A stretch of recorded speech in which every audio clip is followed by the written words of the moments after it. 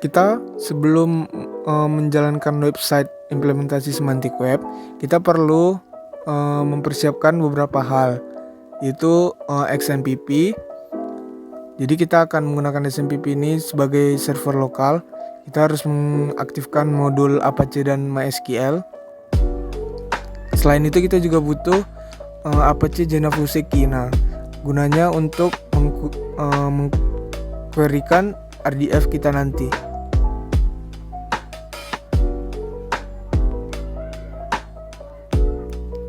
Cara untuk menentukan apakah Apache Genavuseki telah hidup. Kalau misalnya kita lihat di sini server statusnya udah hijau. Jadi kalau misalnya kita pencet localhost 3030, server statusnya udah hijau.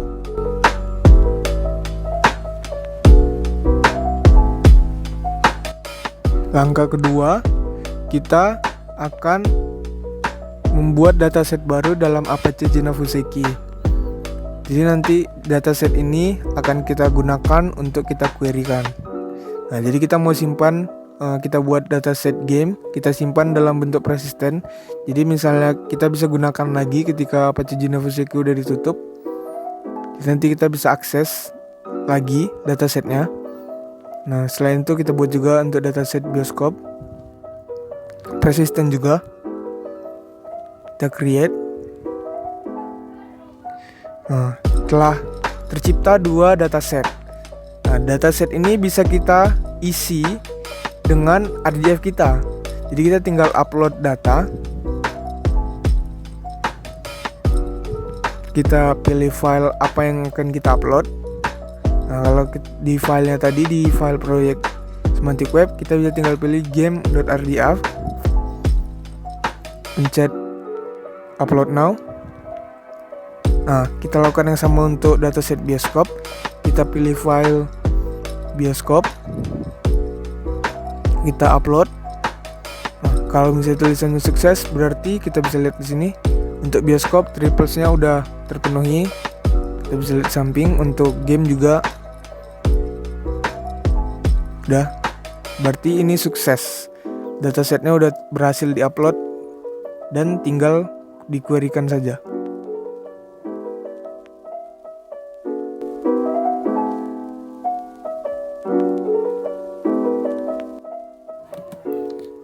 Sekarang kita coba akses website kita dari localhost.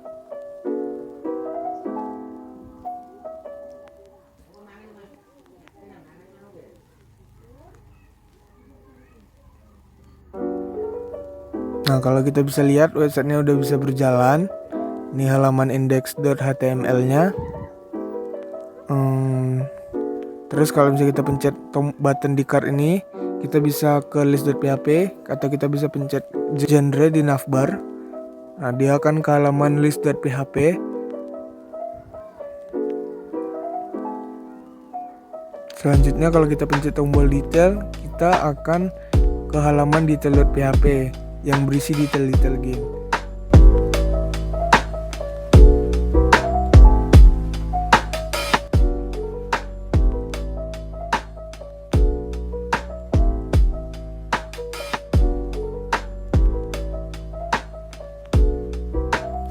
Selanjutnya saya akan menjelaskan tentang codingan di balik dari website untuk tugas implementasi semantic web. Nah, jadi kita bisa lihat nih dari halaman index. Jadi nanti di dalam website kita ada halaman index, halaman list, dan halaman detail.php. Nah, jadi kita coba ke home dulu biar kita bandingkan sama codingannya. Nah, kalau kita bisa lihat di sini, komponen-komponennya itu ada navbar, terus nanti di sini ada container, terus nanti di sini ada card. Nah, nanti di card ini kan ada button. Nanti masing-masing dari card button ini, button yang ada di card ini akan melakukan form method. Nah, jadi kalau kita lihat di dalam codingannya, ini kalau button yang ini nih, button ini berupa bentuk form. Nah, jadi form ini berupa method post yang actionnya akan menuju ke list.php.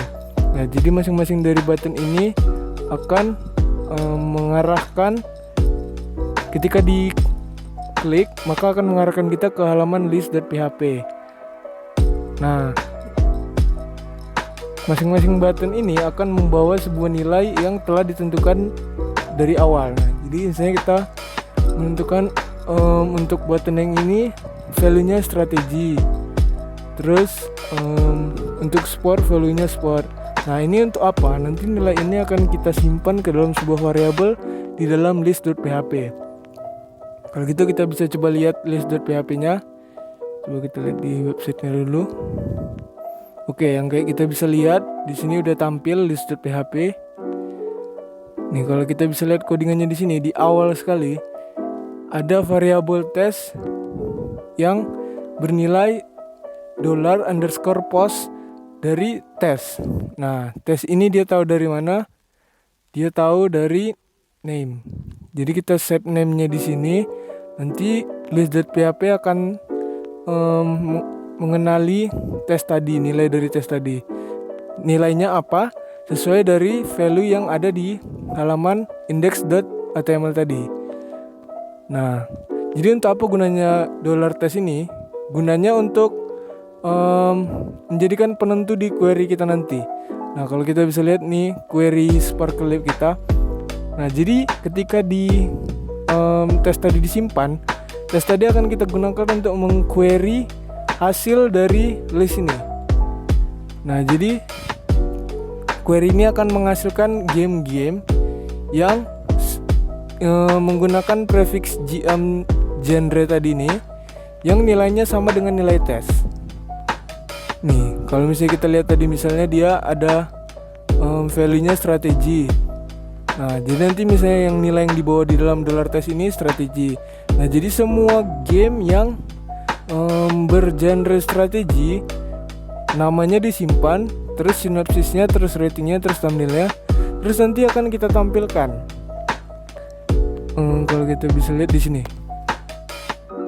Nah, ini kita tampilkan dalam bentuk card table ya, tapi nanti isi tablenya ada card. Nah, jadi card ini akan menampung nilai-nilai dari hasil query Sparklib kita tadi.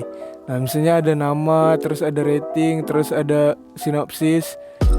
Nah, kita lanjut lagi ke halaman terakhir, itu halaman detail.php. Nah, jadi kalau misalnya dari halaman list ini kita bisa menuju ke detail.php dengan mengklik tombol detail. Nah, detail.php ini akan mengquerykan RDF game tadi yang sesuai dengan namanya.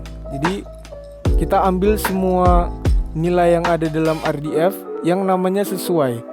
Jadi misalnya kita lihat ya dalam codingannya.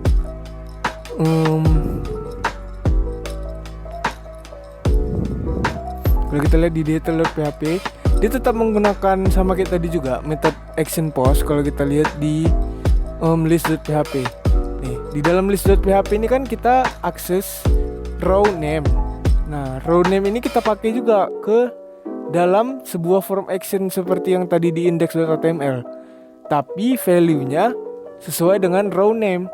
Jadi setiap button di dalam halaman list tadi, ini setiap halaman detail ini, button ini akan mengandung value yang sesuai dengan namanya. Jadi misalnya ini tulisannya Gran Turismo, value dari tombol ini tuh, tombol detail ini akan menjadi namanya, jadi Gran Turismo. Jadi kalau kita pencet detail, nah detail.php itu akan mengquerykan RDF game tadi yang namanya sesuai dengan tes tadi yang udah ditentukan di list.php tadi. Nah, jadi dari query ini akan menghasilkan nama dari game, ratingnya, developernya, tapi yang namanya sesuai dengan nilai dari tes yang udah dibawa dari tombol tadi. Nah, kan kalau kita bisa lihat di sini, nih ada carousel yang isinya dari image tadi. Nih image, Nah, kalau misalnya kita balik lagi pencet ke home, kita balik ke halaman awal. Kira-kira segitulah yang bisa saya simpulkan untuk codingan di balik website tugas implementasi semantik web kami. Sekian dan terima kasih.